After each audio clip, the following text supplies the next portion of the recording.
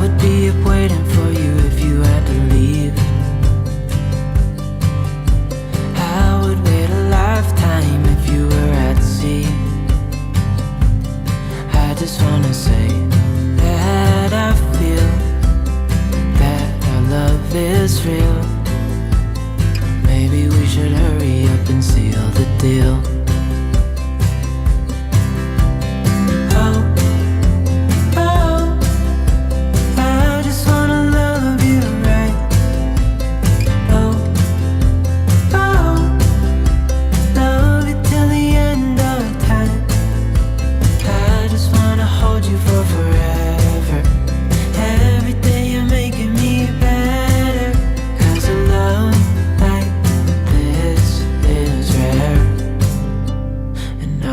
Take you there.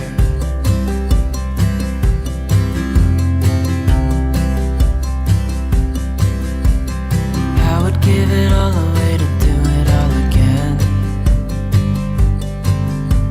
Make our love a story that would never end. Never thought I'd feel so alive looking in your eyes. Love you till the day I die. Oh, oh, I just wanna love you right. Oh, oh, love you till the end of time. I just wanna hold you for forever. Every day you're making me better. 'Cause I love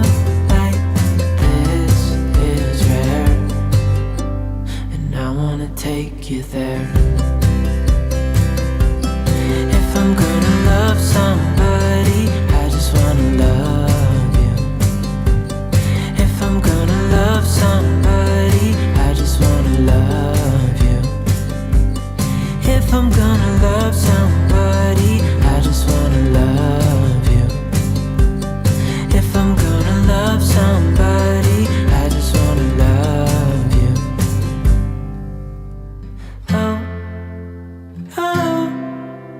I just wanna love you right. Oh, oh, love you till the end of time.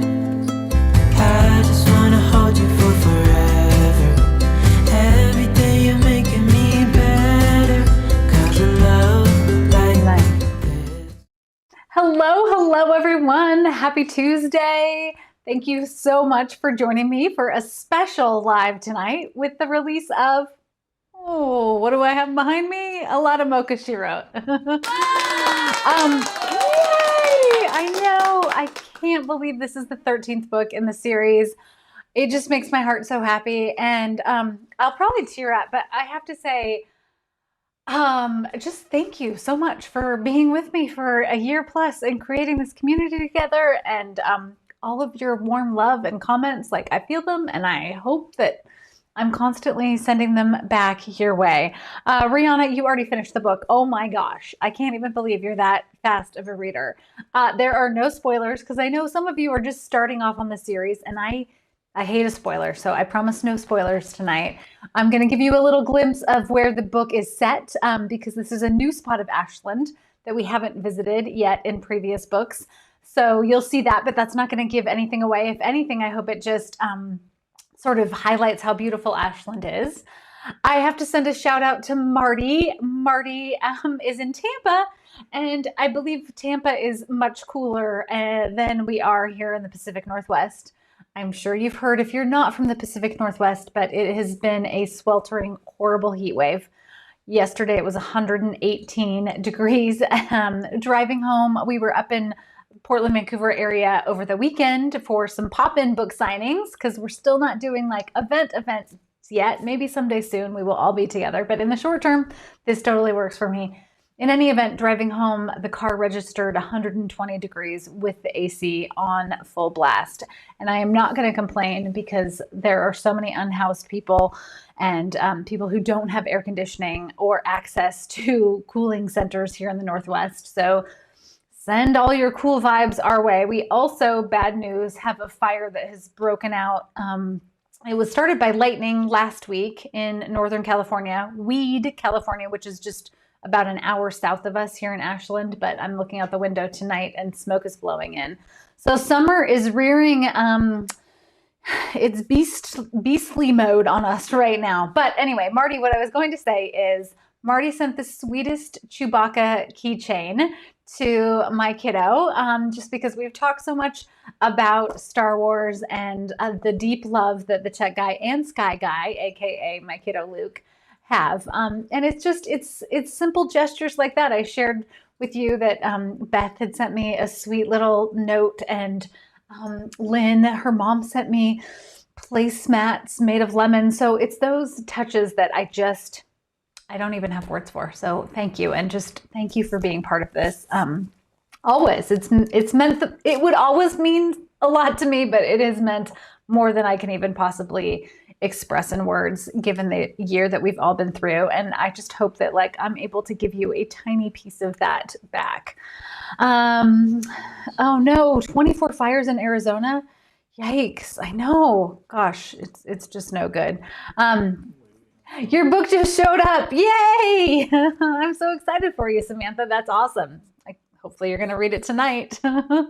Alma, you love the office mocha-ness. These are all going out to you. I don't actually usually just sit in my office with the same copy of the book all around me, but I wanted to display how many I'm going to be sharing in the days ahead. So there you go. Oh, the tech guy wants a close-up of the cover. There it is. Since we're talking about weather, last week we had the culmination of our fun one-night mocha mystery that we worked on together, and we got to the end of the live, and we had major thunder and lightning storms. In fact, that same lightning, I think, is what ignited the weed fire south of us. And no joke, as I was getting to the best part, to all of your ideas coming together, the internet cut out. We've had rolling little mini blackouts here in Ashland too. So I have to start tonight with reading the very last part of our story collaboration, and then we're going to get into some trivia. I pulled mystery questions for you. Not Bakeshop related, not Bakeshop, no spoilers tonight. I'm going to give you a tour of the setting like I talked about. I have a special recipe to share. I know, Lillian, it wasn't even intentional. It was so great. And I was joking about that, and then it actually happened. Let's see, what do I want to tell you? Oh, we have tons of giveaways.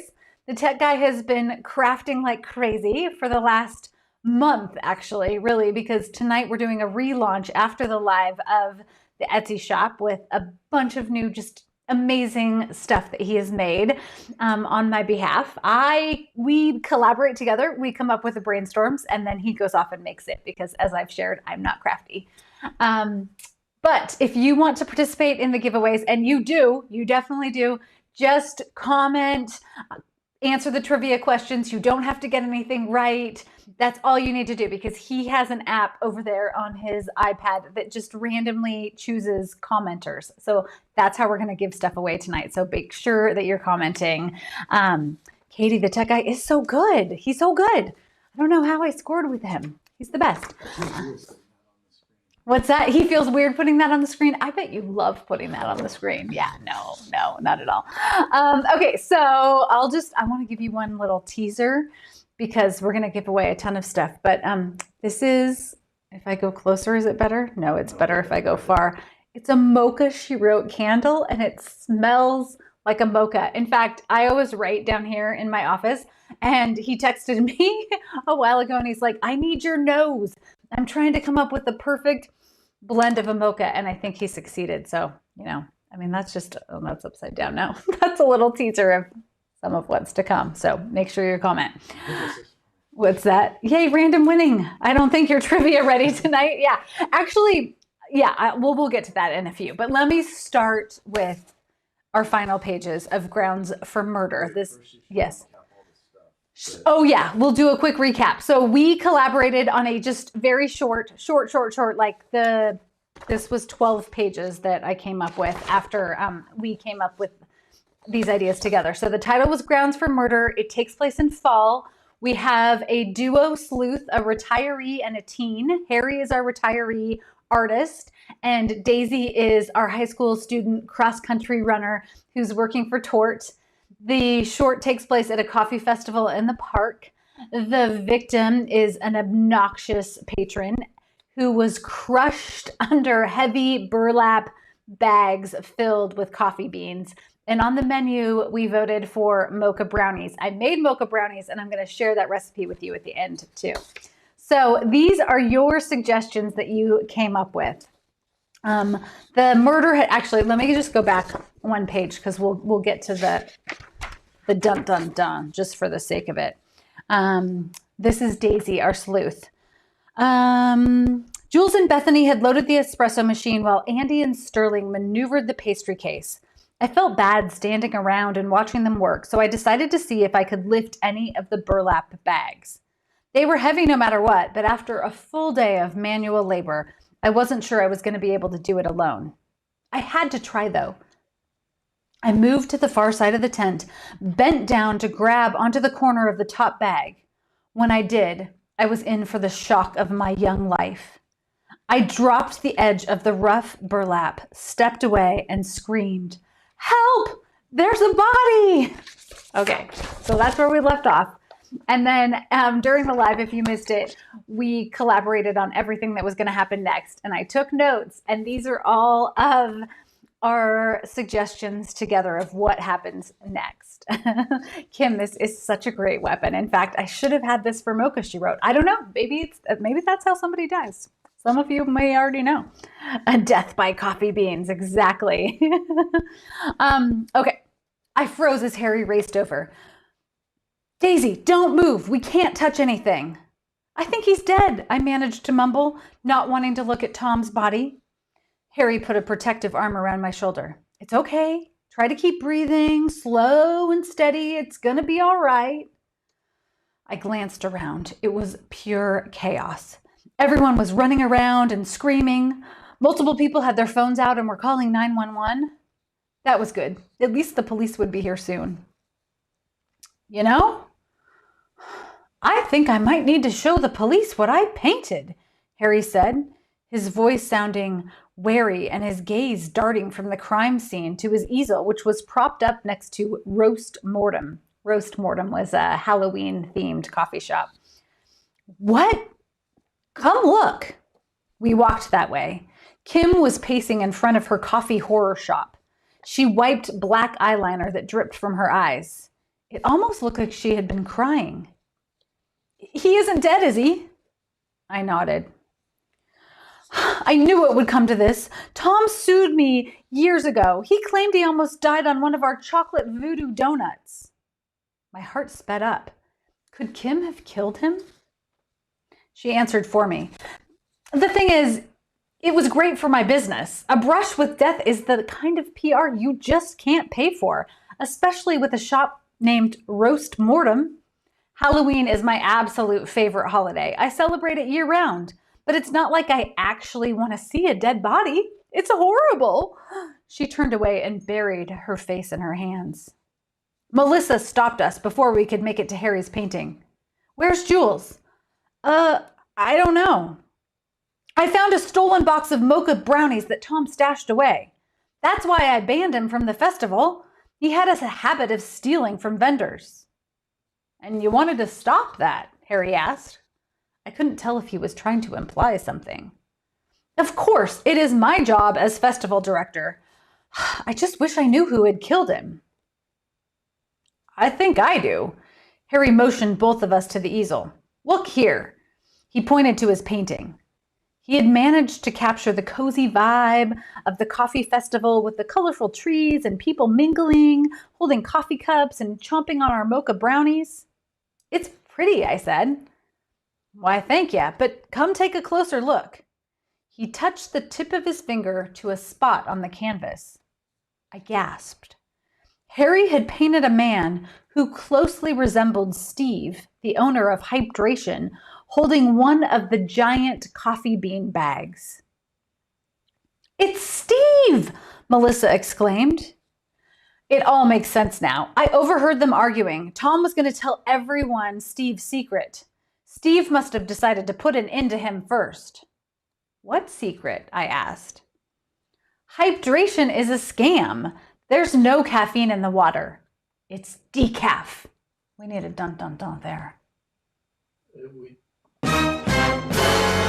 Because it's decaf, exactly. At that moment, Steve sprinted past us. He was heading toward the front of the park. Someone stop him, Harry shouted. Without even thinking, I raced after him. Maybe it was my cross-country training, but my feet hit the pavement and I was in full race mode. Steve was headed for the corn maze. I could tell from the way his shoulders sagged that I was going to gain ground on him quickly. So I yanked out my phone to document this. It was pretty rare to have a killer running around Ashland. Plus, the police had arrived on the scene and were closing in on the other side of the park. There was nowhere for him to go. I chased him through the narrow rows of corn, trying to keep my phone steady. Before I got to him, he ran smack into a scarecrow and a stack of hay bales, which, ironically, toppled over onto him, just like how he had killed Tom. I live streamed his capture and arrest on TikTok. Once the police had taken him away on a stretcher and gotten my statement, I found Harry waiting for me outside of the maze. What a day. What a night. I can't believe you painted the actual murder. My TikTok is going to blow up. TikTok? I held up my phone. I'll teach you. You're going to be huge on this app. I don't know about that, but it's a deal. You teach me TikTok and I'll teach you how to paint. I grinned. I love that idea. My husband Steve says Steve always gets a bad rap. Oh, poor Steve. Sorry. Lenny, tell him I apologize. We left the park together. Even with the awfulness of Tom's murder, I felt lighter knowing that Steve had been arrested. And I had a feeling that Harry and I were going to be fast friends. Maybe even TikTok's most unlikely crime-fighting duo. The end. Another one. There it is. Okay. Okay, we gotta go back. This is the tech guy stinks, just to balance it out. Good job, Jamie. Okay, he feels better about that. Yeah. And then we have a first that we need to. We have a first. Hi, Nancy. Okay, but then. Okay. Hi, Mom. Oh, no. Are you kidding me? A mom and son duo. Basically, Joseph and Nancy, you're like the reverse of Harry and Daisy. Oh, I love it. That's so awesome.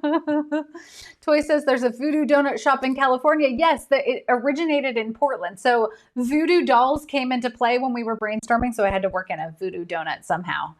It's definitely a thing. If you go to Portland, you wait in line for voodoo donuts. They actually have the shape of a person made in chocolate donut. And then there is a pretzel stabbed in the middle and raspberry jam spilling out from its abdomen. Fonda, I know. Unfortunately, with my publishing house, they do all of the audio piece. I don't touch any of it. But I'm excited, Jackie, you too. I'm excited because a couple of the new projects that I'm working on, I will get to choose a narrator. I don't know if I want to be the narrator, but I'm excited to be able to find someone who I feel like will be a good match for like the tone and the vibe that I think of. Yes, I love it. The tech guy is in a different place. You're normally looking to the side. Yes, Paula, he's over there. You can't see him. He's waving. He's got we switched my office around, which is like a thing I always do. Yay. Okay, so that was super fun. Thank you to everyone who participated both nights, and I hope that I have satisfied your appetite for murder. I will share this probably like in the group and on my blog, just as a fun little PDF if you want to see it. My daughter just moved to Ashland. I've volunteer her for your next villain. Oh, that's dark. I like it. She's going to be a killer, huh? Okay. Casey says a voodoo donut sounds amazing. Okay, I will have to remember to share some pictures. They're great. They're just hilarious. That's kind of their signature thing. And then they started that trend of just crazy themes of donuts. So like, A couple of not safe for work ones. yeah, a couple of not safe for work ones. The tech guy says, I'm smelling the mocha candle right now because if I have a candle by me, I have to smell it. What was I going to say? They started the trend of like cereal and bacon on donuts in Portland. So that became kind of a theme. Let's see. Yes, Christine, it's ridiculously hot in Ashland today, although it's cooler. So now, like, I think today it was 103 and that felt breezy. Like, oh, I should probably put on a sweatshirt or something. Wendy, when can we see Halloween in the Bakeshop series? Well, I can't say anything yet, but I think that perhaps there will be some Halloween in the Bakeshop future. Let's put it that way. In the not too distant future. Yes, that's all I can say at the moment, but I would love that.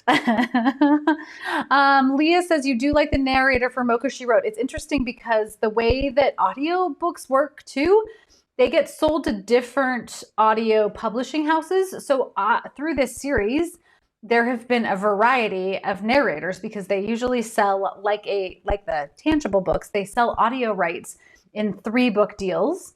And so I have never actually listened to them, if you can believe that, because I'm my own worst critic and I am too judgmental about my words if I listen to them back. So I have heard from some readers that they prefer certain audio narrators over others, and I have no say in it. So that's just the way it goes. Sherry knows about maple bacon donuts. They're the best. Okay, so Grounds for Murder. That was a delight. We will have to do another one soon, but it's all good. Patty, the Ashland Parade will absolutely have to be part of a future Halloween book. Yes. In fact, I don't know if you can see it. You can just see the very tip of, my chair's blocking it. You can see the very tip of my A Cup of Holiday Fear costume. I'll have to share that one too. All right. We are going to move on to some trivia. Yeah. Oh, the tech guy's working his magic. Oh, I think he's getting ready to draw a name. I'll look at some comments while he's doing it. Let's see. I know, Sue, I have not listened to any of my own books. Isn't that funny? I can't do it. Oh, there we are. Karen Sims. Karen Sims, Karen Sims Carter. Oh, yeah, that's right. Karen has a Carter at the end. You're getting a MOCHA She Wrote candle. It's going to smell like mocha. You need a mocha to go with this or whatever your drink of choice is. This is coming your way. If you win anything tonight in the live, after the live is done, send me a private message here on my main Facebook page with your mailing address. Do not put it in the comments. Send it in a private message, and I will send everything out later this week, or probably actually early next week, because of the 4th of July holiday. I don't want things like candles sitting in the mail. So, yeah, the tech guy says if you put your address in the comments, you might get like bonus mail from readers. That could be fun. We could start a whole like exchange program. We could become pen pals. So many ideas, so many possibilities for murder. Oh, Sherry, I can't wait for a Halloween book because everyone in Ashland is in costume, and so you could have people hide. Oh, I don't even want to go there. But Jamie, you're having a cup of decaf tonight. Oh, that's murder worthy. Obviously, I had to add a dun dun dun. Actually, full disclosure, I often drink decaf too. I start my morning with 1 cup of regular, but then I switch to decaf because I can't handle that much caffeine. This is my regular energy. So can you imagine me on too much caffeine? It would be bad. For anyone who's joined us a little late, if you are part of the comments tonight, we are choosing winners randomly just by commenting, and we're going to move into our trivia portion of the party next. But you do not have to have the questions right. Feel free to just answer. And again, anyone who comments gets put into the app that's picking winners. So don't worry, you don't have to have the answer right. So we're going to talk mysterious trivia. I'm giving you clues ahead of time because these are all mystery themed questions that I came up with. So does everybody have your mysterious trivia minds together? You ready for it? Let's see. Jackie, I am not going to stop. Oh, sorry, I saw a question. Jackie said, are you going to stop at a baker's dozen? No, no, no. There's so much more baking in store. So much more. Okay.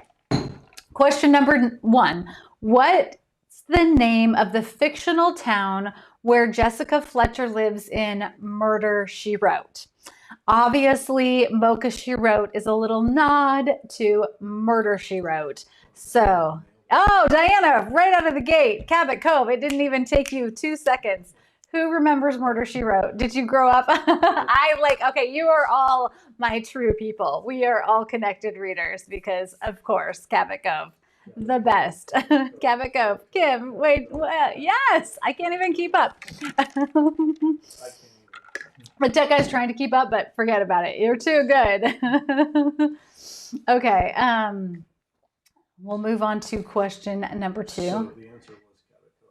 Yes, the answer was Cabot Cove. The tech guy wants me to make sure I clarify that. Yeah, you all knew it.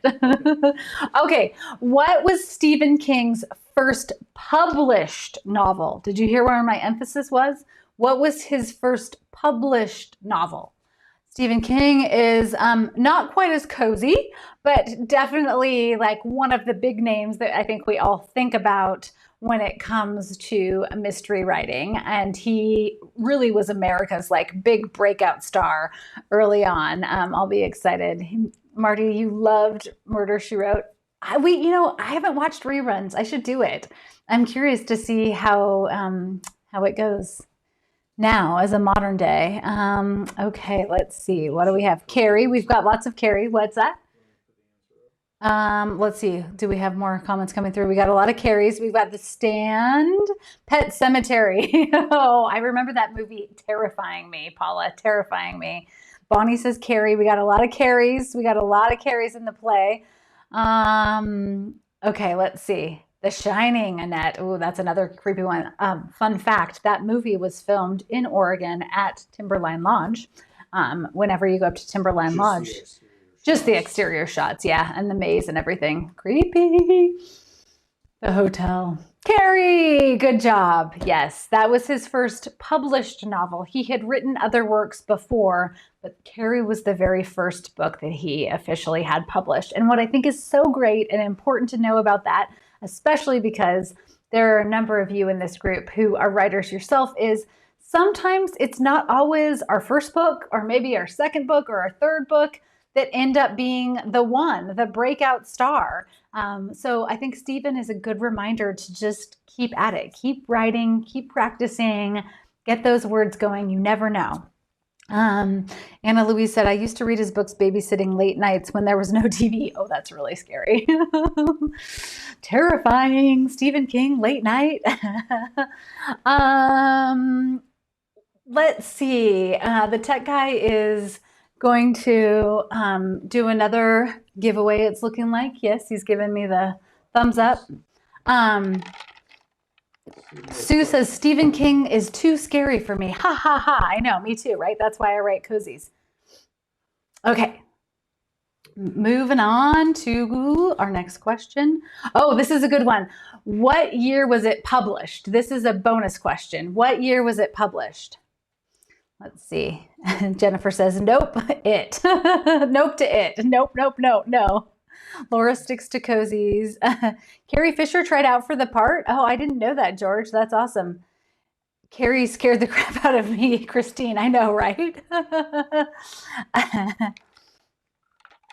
Oh my gosh. Okay, we've got Leslie says 1974. We've got 1974. Chad says 1970.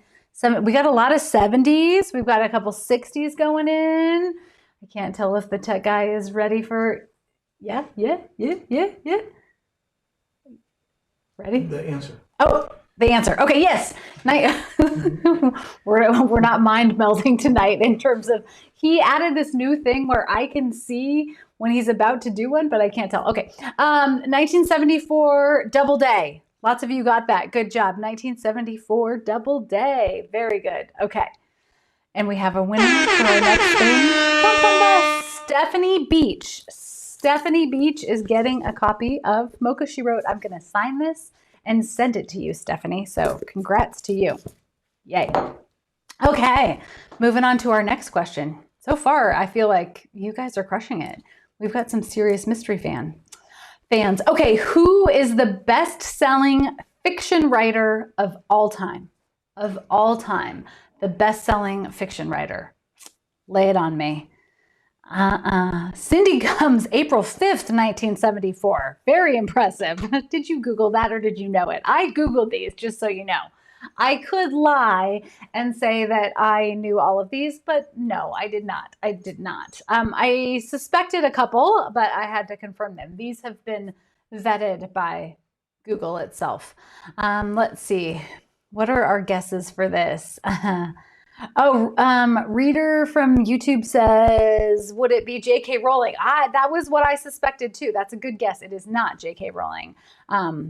You got to go back a little ways. Oh, I see some people who might be closer. Michelle, me. Oh, I wish. Not even close. J.K. Rowling is a very good guess. At some point, J.K. Rowling might outtake this person, but this person was writing. Oh, I don't want to give it all away, although we're going to move on in a second. I think you all have it. It is the great dame herself, Agatha Christie, who has sold over 2 billion books. What? 2 billion books? I mean, that's mind-blowing to me. That's incredible. And I'm sure that all of us have read Agatha Christie. If you haven't, that's your summer reading assignment because she's amazing. And she is truly the queen of mystery. Okay, moving on to our next question.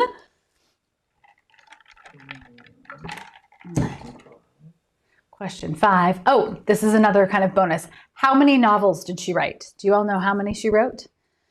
Susie John Grisham is a good guess. Oh, Sheila. Daniel Steele. Louise Penny. Yeah, those are all some of my favorites. Yeah, any guesses on how many Agatha wrote? Woo! The Orient Express. That's one of my favorites. So good. So good. Okay, 34, 67. 14 says Alma. 86 says Meg. Sue guesses 55. Michelle's going low at 15. Kim says 25.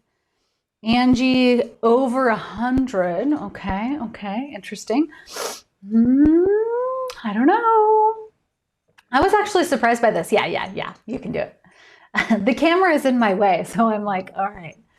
85. I mean, that's pretty impressive. Over a lifetime, 85 books is quite a bit. And she didn't start writing mysteries or at least publishing them until a bit later in her life. So not only is she the queen of mysteries, but she was so prolific in her writing too, which is just amazing to me. Okay, moving on to, what are we on? Question 6. Yep.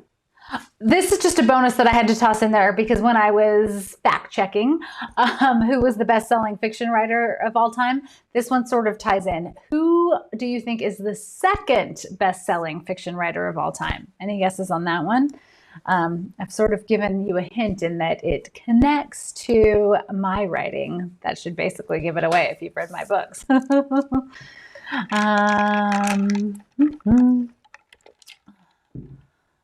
Let's see. Marcy says, a biography said her house was filled with notebooks of ideas and other stories. I know. I wish they would publish them too. Same thing for Jane Austen. You know, wouldn't it be interesting if somebody could go and collect all of those unfinished stories? I love that idea. Second is J.K. Rowling. J.K. Rowling is leading right now. Oh, we've got some people who've got some other guesses. Laura, Elisa, Leah, Anna Louise, you're getting hot. You're getting hot. You're burning hot. Jessica Fletcher, that's hilarious. Patty, it is none other than the bard himself, William Shakespeare. And I think there might be, is there a bonus part to this or is this, yeah. And how many plays did he write? Okay, so we had Agatha Christie coming in at 85. How many plays did young Will Shakes write? If you're unfamiliar with my books and you're new tonight, this series that I write is set here in Ashland, Oregon, where I live, which is home of the Oregon Shakespeare Festival. So there are little touches of Shakespeare peppered in the books. You do not have to be a Shakespeare aficionado. You don't even have to be a Shakespeare lover to read the series, but there's definitely some fun little touches to Shakespeare in the books. Let's see. Stephanie says 12. Suyin says 63. Sherry says too many. Laura says 37. Amy's guessing 37. Interesting. Can I ask your dad, Ellie Beth? Yes. We could have like phone a friend. We could call my dad. My dad was still is a big lover of Shakespeare, but he taught English. And so he had a whole section on Shakespeare, which is why I know just enough to be dangerous. Angie says, I don't consider him mystery, LOL, but I'm glad to be learning new ideas. Yeah, he's not mystery. It's a bonus. It's a bonus. I'm throwing you out there. Mystery related-ish, yes. To my mysteries. How's that? It's a stretch. I'm making you work tonight. Okay, how many plays did he write? Oops. Oh yeah, 42. I was like, wait, 2 billion. No, he didn't write 2 billion plays. He wrote 42 with just under 2 billion copies sold as well. So he and the great Dame Agatha are neck and neck. So J.K. Rowling has some catching up to do, but who knows? She might get there. But isn't that amazing? Also, again, like 42 plays. So good, Will. So good. Oh, okay, there it is. Oh, now I'm in double screen. Okay. Jennifer Latondra, I hope I'm saying that right. You're getting Bakeshop Mystery stickers. You get this cute little sticker pack. Jennifer Latondra. Yay, you. Okay, moving on to our next question. What do we got? Where were we? 8. Okay. True or false? Arthur Conan Doyle's Sherlock Holmes never actually used the now famous line, "Elementary, my dear Watson." Is that true or is it false? I think that it's something that I have said many, many, many times. Yay, Jennifer. And I said it right. Shocking. I butcher names like no one's business. Maybe that's going to have to be part of a future book. I don't know why. It's just my thing. A lot of truths. We're seeing a lot of truths. Kim's the outlier. Kim Smith at this point is going with false, but I'm seeing lots of truths coming through. You're feeling it. Oh, Missy's like, maybe not. Debbie says yes. Donna's a falser. Cindy, true. We got a lot of truths. I think truths are winning out for sure. By far. Okay, I'll tell you what. Wait for it. It's a bit of both. It's true and false. So he occasionally used the word elementary, and he also referred to Watson as his my dear Watson, but he never actually uttered the two together on the page. Can you believe that? That was like mind-blowing when I found this fact out, because honestly, like, it's a funny joke in our house. We often say like, elementary, my dear Watson. No. So yes, they are in the books, but not together. This takes me to a bonus part of this question, which is, what does he actually say? What does Sherlock actually say to Watson? Someone, if you know this, you just are going to have to, we're going to give away a bonus prize, because I don't know. This is amazing to me if you know this. It was a trick question, Jamie. Sorry. Gotcha. Sorry, Cassandra. I didn't know it either. I didn't know it. And I really am shocked by it, because I just always have said it and I assumed. I made an assumption. And I read the Sherlock series many years ago, so it's been a while. Everyone wins, Helen. Yes, that's my kind of game. Marcy Young says, and Kirk never said, beam me up, Scotty. Is that true? I didn't know that either. Chad, you learned something new today. Woo! All right. I'm glad that I can impart such important wisdom that you can pull out at your next like party and say like, hey, what's that? Oh yeah, the answer. Sorry. He often says, exactly, my dear fellow. Who would have thunk it? I did not know that either. I would never have pulled that one out. Did anyone? I don't see any guesses on that one. Yeah, good tries. Good tries. All right, we're moving on to the next one. The game's afoot. That's a good one. Who were Nancy Drew's? We're going back to like a little bit more cozy zone. Who were Nancy Drew's two friends who helped her solve crimes? I grew up reading Nancy Drew. She was a huge part of my young life. And I remember these two friends who help her as her little fun sidekicks. Paula says, and Vader never says, Luke, I am your father. I know. That's true. No, I am your father. Yes, it is the Mandela effect. I see that we have some serious Nancy Drew fans in the mix too. This is kind of an easy one, but who did not love, are you ready for it? Bess and George. Yes. Yes. Elisa, her magnifying glass and flashlight. Yes, of course, Bess and George all the way. And Ted, depends on the adaptation. You're right, Stephanie. And Sue, yes, there were some bonus friends too, but Bess and George were kind of like the core friends early on in the series. Okay. Where is it? Wait for it. Wait for it. Alma Faye. Alma, you are getting a Mocha She Wrote candle. This one's going to you. I got to smell it again just because it smells like chocolate and coffee. My two favorite things. Okay. Moving on to question 11. Which fictional book character has been featured in more films than any other? Which fictional character has been featured in more fictional films than any other? Got any guesses for this one? I know, congratulations, Alma. Just as a reminder, if you win something tonight, message me privately after the live with your address, and I will send everything out in the next week or two. So yeah, and I'm glad you're enjoying it because I learned a lot myself. I had to come back and be like, all right, do I know these? I didn't. I know some of them.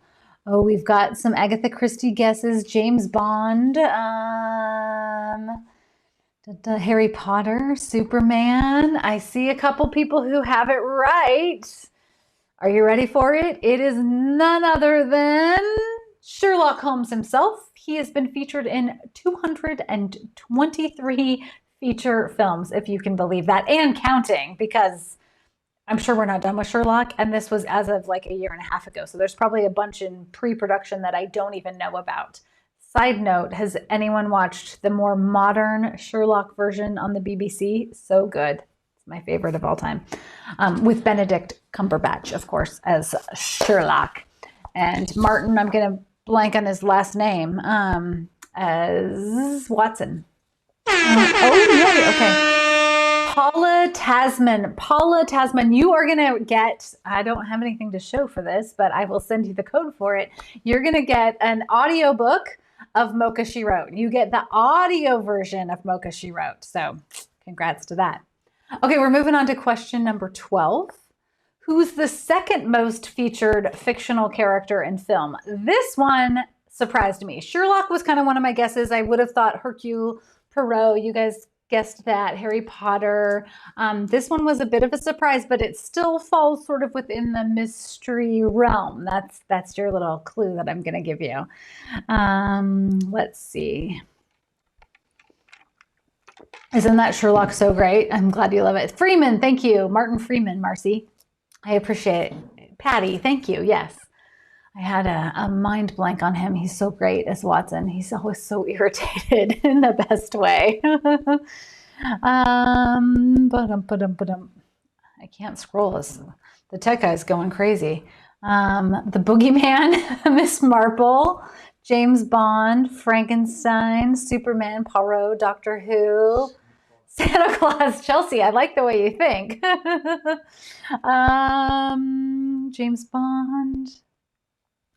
All right, I think I saw a couple guesses who got this right. I was totally wrong on this one. It is, wait for it, Dracula, at a whopping 217 films and counting. Dracula. Da, da, da, da. Wasn't Tom Cruise in a Dracula movie back in the day? Yeah, wow, Dracula. I bet there are going to be more coming out too. Spider-Man. Catherine, I don't have a clue. I appreciate it. You don't have to. This is trivia just for fun. No judgment, no judgment trivia. Okay, and then last but not least, it's 13 questions because this is book 13. Born in England in 1954, Jim Grant has published one of the most popular crime fiction series. He is much better known by his pen name, though. Anyone have a guess of who Jim Grant is actually when you see his books on the shelves? Da-da-da. Sheila, I never would have guessed Dracula either, right? Oh yeah, Kim Smith. It was Tom Cruise and Brad Pitt. I forgot about that. I watched it so many years. Interview with a Vampire by Anne Rice. Thank you, Cindy. So long ago. James Grisham. James Patterson. No idea. Oh, I see some fans in the house. That's right. Jim Grant is actually known as, drumroll here, Lee Child. Lee Child. I'm going to give you a little insider trick. If you ever want to know whether your favorite book is being written by an author who has a pen name, turn to the, wait for it, copyright page, and it'll have the author's real name. So if you go and look, if you've read any of Lee Child's work, you'll know, actually, he's Jim inside. Okay. Let's see. Kim, what do you think? Giordano. Giordano? Giordano. Kim Giordano. And then it will say it with an accent and it will be even worse. Kim, you also have won an audio copy of MOCHA She Wrote. So make sure after the live you send me a private message and tell me how to say your name the right way. Rihanna, so many cozy authors do have pen names. So many authors in fiction have pen names. It's true in most of the category romance, mystery, kind of any of those subcategories. A lot of times it's because you're writing for multiple houses. A lot of times it's just that maybe you're writing in multiple genres. So you want to write something that's a little spicier over here in romance, and then you're going to write mystery or suspense as well. You're not going to believe it. 2 for 2. I'm 2 for 2 tonight. It is a MOCHA She Wrote miracle. Kim, congratulations. That's awesome. Yeah, I know. That's a rarity for me. All right. Well done on the trivia. That was super fun. I learned a lot and I hope you did too. And now, you know, when we're all out and about, you can toss out these fun facts about mystery authors and mystery in general, and you'll be the smartest person in the room when it comes to that. Okay, next up, I'm going to take you on a little tour of where the book takes place. The setting for this book is primarily at Ashland Hills. So if you've been a longtime reader of the series, you know that Jules often walks out of her house and talks about these golden sepia-toned hills on the east side of town, which is really like the southeast technically. And Ashland Hills takes place on that, or is set on that side of town. I did an event at the hotel many years ago, and I knew I wanted to use it as a book setting. It's kind of like Halloween. I just tuck these little things in the back of my mind, and I save them for a later time. And so when I was thinking about a coffee competition, which is the theme of MOCHA She Wrote, our favorite barista, Andy, is competing in a cutthroat coffee competition, the West Coast Barista Cup. We needed a hotel to put all of the baristas and the judges and the vendors and the spectators who are going to be in town to watch them pull shots and brew up magic concoctions involving mochas and then crazier stuff like mushroom, which is really a thing. Has anyone tried mushroom coffee? It's totally on trend right now. Anyway, Ashland Hills just seemed like such the perfect setting. So I went ahead and pulled some photos from their website to be able to show you what it looks like. If you've read the books, what I always hope is that the Ashland that I create in the pages is inspired by the real Ashland. So I just always take little nuggets of what I really see. Leslie, it does sound awful. I have not been brave enough to try it, but it's definitely a thing. Anyway, I take nuggets of what I see and then I kind of make my own world around that. And so I've done that same thing with Ashland Hills. But if you read the books, I hope that then you recognize some of the spots, and you're going to get a visual of that right now. So here we go. Okay, so this is, you see the big hotel with the tennis courts in the center of the picture. This shot was obviously taken at the fall, but you get a sense of the valley that I'm talking about. So the hills that you're seeing on the opposite sides are actually like the southern tail end of the Siskiyou mountain range. And you can see how Ashland is nestled in downtown, and then all of those beautiful trees. So Ashland Hills is about 2, maybe 3 miles from the plaza. You could walk it. It's very walkable. You just kind of like walk over the overpass and then head down Siskiyou until you hit the plaza. You wouldn't want to walk it today because obviously it's super hot. But it's just so gorgeous, right, Karen? I know. I say this all the time, but I really don't have to work that hard in terms of stretching my imagination when it comes to writing about a beautiful place. Oh, that's so awesome. Janiska? Nordstrom. I know Nordstrom. Tell me if I'm saying that right. I'm so glad you came and visited. It's so beautiful. Sue, you've stayed at Ashland Hills many times. That's awesome. It's definitely a drone pic. I did not take these, Marie, but it's so beautiful. Okay, we'll go on to the next one. This is more during springtime. You get a sense of just like how tucked in to the mountains we are here, which is why fire danger is so scary, because there are literally trees all around us. And this kind of area plays into MOCHA, She Wrote, because Jules goes outside to take a little break from the intensity of the competition at a point in time. And this is one of the little like pathways that she walks through. Here's a little shot of the pool. And then what I love about this particular shot, not only do you again get a real sense of the scope of the mountain ranges that I describe all the time in the books, but behind you, you see a touch of that Tudor style hotel, which is what you see downtown as well. The Elizabethan Theater is designed in that same way. And this hotel is actually the Windsor Hotel. It is not Richard Lord's hotel. The one in the background, the one that you see with the timber framing and everything. Jamie, I want to be in that pool right now too. Amanda, mountains are my favorite place to be. You're on the other side of the country. You have woods and mountains. That counts. Yes, absolutely. Nature is my happy place too. Yeah, we have so many trees, Paula, which is great. And also, like I said, scary during fire season. Patty, Jules, and Lance on the tennis court. Yes. Isn't the Tudor style great? I know. I always like to throw out the caveat that Richard Lord's hotel is not actually this version of the Windsor. I just use that.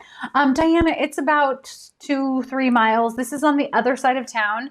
So this is on the east side of town, right off the freeway, kind of. If you're driving I-5 north or south from like heading to Portland or south to California, you can actually see the hotel from that side. Becky, come back. Yay, come play. Yeah, right, I know. Richard Lord's Hotel is down in the plaza, and I'm actually working with my friend Jennifer Ann, who's an amazing artist here in Ashland, on a map of what I envision all of the places to be. There is no Richard Lord Hotel. There's no Mary Windsor in the plaza. That's all made up in my mind because I set the intention when I was first writing this series and setting it in this very real, beautiful place that I now call home, that I didn't want to write anything negative. Anything that I'm using for inspiration in the plaza is based on something that is real and that I love. But if there's anything like the Mary Windsor and the awful Richard Lord, that's made up.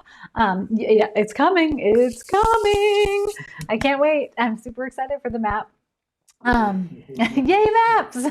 Yes, maps. And I think we're even going to be able to do little like vignettes too. It's coming. It's coming. I promise. I promise. You want a map? Jana, you're reading it right now and loving it. Oh, good. I hope that this is giving you like a little sense of how the book should feel. Okay, we're moving. Oh, no, we're not. Okay. Let's see. Bookish shirt. Oh, Christina Carroll, you are getting Christine Carroll, you are getting one of the Tech Guy's new designs. This shirt that says bookish. How great is that? Bookish, because I don't know about you, but we're all bookish, right? Congratulations. Send me a private message after our live is done and I will send you out a shirt. Helen, I would love that. A group walking tour. That would be so fun. All right. And this is the inside of the lobby. It's very 1970s retro and swanky. And it's just this big wide open spaces.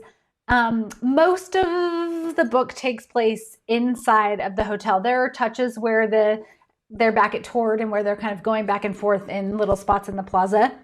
But it's almost more self-contained than some of the other books in the series have been because there's a big coffee competition. It's taking place over 3 or 4 days. Get yourself a new map, Marcy. There's a line in Tommy Boy. Yes. It's so open and airy, and it just has that very funky vibe that I think goes so well with the idea of a sort of like hipster coffee competition taking place here. And I definitely use little touches of this when I'm describing the scenes for the books.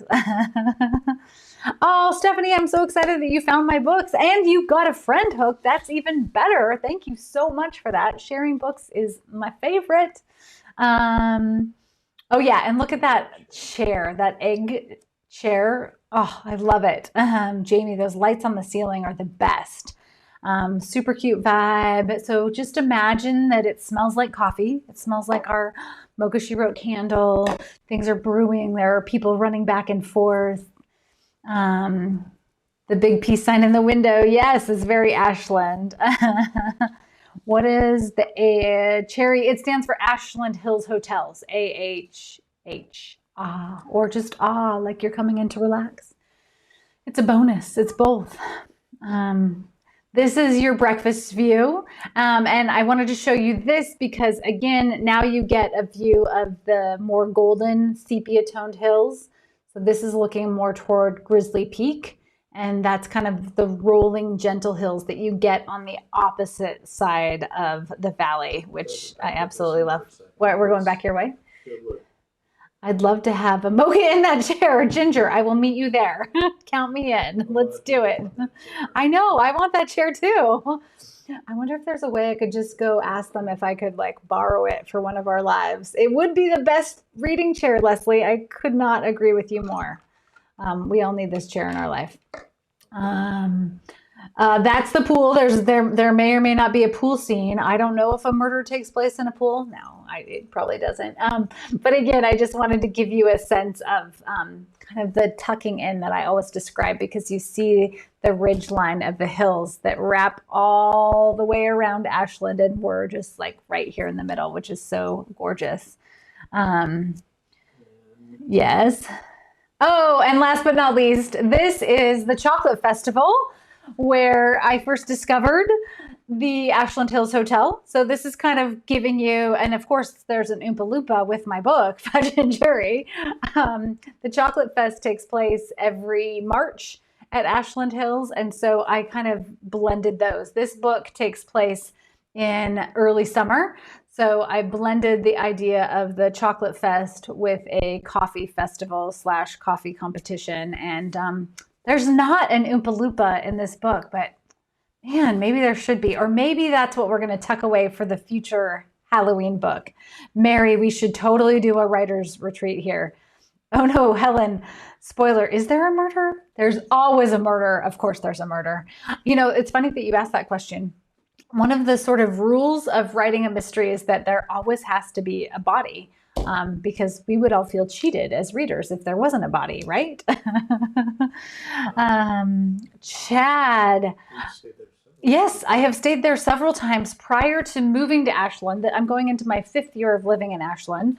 But when we would come down to Ashland, when I was first working on this series and for events like this, I would always stay at Ashland Hills, and it's a delight. Yes, writer's retreat. Okay, count on it. Done and done. I know. This is why, Jamie, it could be a future plot point. Allison, you're singing the Oompa Loompa song. I'm so sorry. Hopefully that doesn't stay in your head, because then you're going to want to murder me. Angie, you're right. Agatha Christie did write a novel and the body isn't found. That's true. But I would say in modern fiction, you know, especially if you're writing for a publishing house, they want a body. In fact, my agent is always like, I want a body in the first 3 chapters. You got to get to that body right away. Oh, well, that would be next level, Cherry. No, not really. We don't want to see dead bodies in real life. No. Oh no, Liliana, it's in your head too. Sorry, Chelsea, the Oompa Loompa is the murderer. We can plot out the next bake shop together right now. I'm loving this vibe. At the Halloween parade. Okay. Last but not least, I want to share a recipe for mocha brownies. I was inspired because you all voted and came up with a suggestion for mocha brownies. So I made some.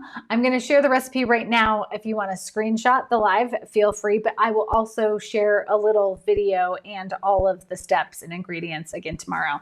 But basically what I did is I just took a basic homemade brownie recipe. If you haven't made brownies at home, I highly recommend it. They're easy in the box and you can do good things out of a box, but they're super simple to make at home. You just melt butter and sugar together, eggs. I used an extra strong shot of espresso, some vanilla, cocoa powder, a little flour, some salt, just a touch of baking powder. You don't want a lot because you don't want a brownie to rise. Bake them, and they are a thing of deliciousness. So good. And the next screen gives you all the directions on how you preheat the oven, you melt it all together, and then you bake them for about 20 minutes or until a toothpick comes clean from the center based on baking times. But like I said, I will share the actual little short video and recipe with you tomorrow. If you really wanted to level it up, you could make a mocha buttercream frosting, maybe with some espresso shots again, or some instant coffee in the chocolate frosting. I did not do that for this, but I'm going to have to do that for a future one. Wait, did you make these today while you were filming that video? No, I made them last week. Why? Oh, okay. The tech guy was like, wait, did you make these today? Jennifer, you made brownies this morning for a brunch. They fell apart coming out of the pan. So I told them they were calorie free since they had broken and the calories escaped. That's awesome. Lisa, you love baking with your daughter. Oh, yay. You'll have to try these and let me know what you think. And if you want to bake them with your daughter, you could use decaf, or you could even just leave out the espresso. If you leave out the espresso, maybe do more like a half cup of flour instead of 3/4 of a cup. Yeah, I need mocha brownies in my life. And I have to tell you, there is not a recipe for mocha brownies in Mocha She Wrote. So this is definitely a bonus for our live tonight. Before we give away the big thing, The tech guy is telling me something. Oh yeah, before we give away the last very big grand prize, I'm going to tell you what it is. One lucky reader is going to win this Torte pastry box. You're not going to win just an empty pastry box. You are going to win a Torte pastry box with all 13 books in the series. You're going to get a baker's dozen, the entire series, which I'm going to sign and send to you in this amazing Torte box. It's empty right now, but I will pack it up with the entire set of the series and send it to one reader. I love it. It is a big pastry box.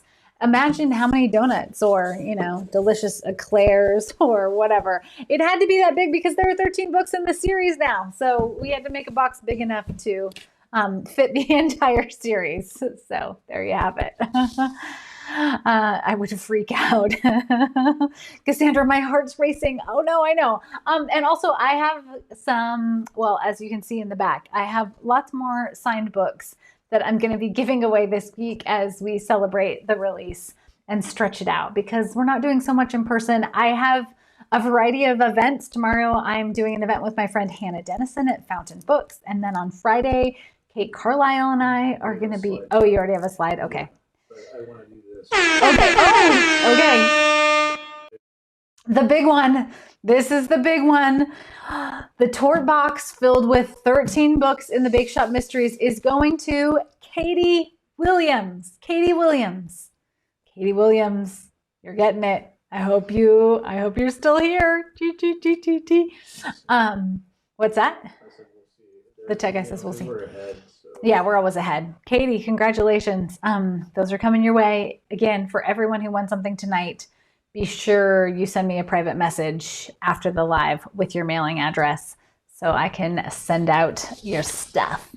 So you entitled as well. Okay.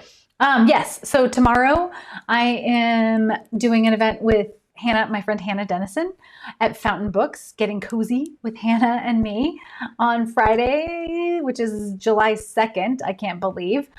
Murder by the Book with Kate Carlisle, who I've been a fan of her writing for so many years. So I'm just thrilled to be able to do an event with her. And then on July 8th, I'm going to be having coffee here on Facebook at Schuler Books. So if you're around and are going to join in or can join in, please do. I'll have links with times and all of that, but save the date. And then next up, next week, I'm going to have two of my favorite Pacific Northwest cozy mystery authors join me, Emmeline Duncan and Angela Sanders. They're going to join me to chat about writing in the Pacific Northwest, and they both write cozies. Then on July 13th, no live, I'm going on a special research trip. On July 20th, Cortagonist is going to be my guest. And then we're going to have a Christmas in July party on July 27th. All of these are here always. This guy. What was I going to say? Oh, there are definitely going to be some fun Christmas giveaways for that because, you know, tech guy, he needs his Christmas time. So that's happening for sure. Let's see. Okay, first of all. Oh, yay, Katie's here. Yay. Awesome. You bet, Katie. This legitimately made me yelp. Awesome. I love making someone yelp. That makes my night. Which one are you doing? Oh, okay. Okay. Let's see. Yeah. I did answer that though. You're not going to stop at a baker's dozen. Absolutely not. Book 14, which is titled Bake, Borrow, and Steal. I think we have a picture of that. Yeah. Bake, Borrow, and Steal comes out for anyone who's already read MOCHA, She Wrote, because I know that some of you have already finished it because you've emailed me, which is amazing. Bake, Borrow, and Steal, book 14, comes out in December. I'm putting the finishing touches on book 15 as we speak. That will come out this time next year. So there is so much more baking fun to come. But first, oh, that's right. In August, we'll have a party for this one too. Without a Brew, which is the fourth book in my Sloane Krause series that is set in Leavenworth, will come out in paperback. Yay for paperback. And then The Cure for What Ails You, which is the fifth book in the series, comes out in October. So we'll have like an Oktoberfest party for that. Yeah, so much good stuff. Thank you all again for joining me, for being part of this community, for connecting with each other, for always just bringing the joy and positivity, which is my angle. I know with the side of murder, but I just think books are such a connection point. And whether you read my books or anyone's books, wherever you find them, whether it's at a library or a secondhand store, I just think the more that we read, the more we expand our minds and we make new connections, and we hopefully, especially after the time that we've all been through together, if nothing else, I just hope if you happen to choose my book that it brings you a little light escape. If nothing else, that I can provide you just a few minutes of reprieve. That makes my heart so happy. And I want to say thank you to everybody. There've been over 3,000 comments. Oh. So I haven't, I've I've been trying to keep up. But The tech guy says he wants to say thank you to everybody. There have been well over 3,000 comments tonight, so he's been trying to keep up. And that's why we're like, no, am I doing that yet? No, yes, I am doing that. We'll work it out. It's the way it goes. Anyway, on that note, thank you all so much. Stay cool for everyone who's here in the Pacific Northwest with me. Check on your neighbors. And hopefully I will see you all at another event this week and or at next week's live with some Pacific Northwest cozy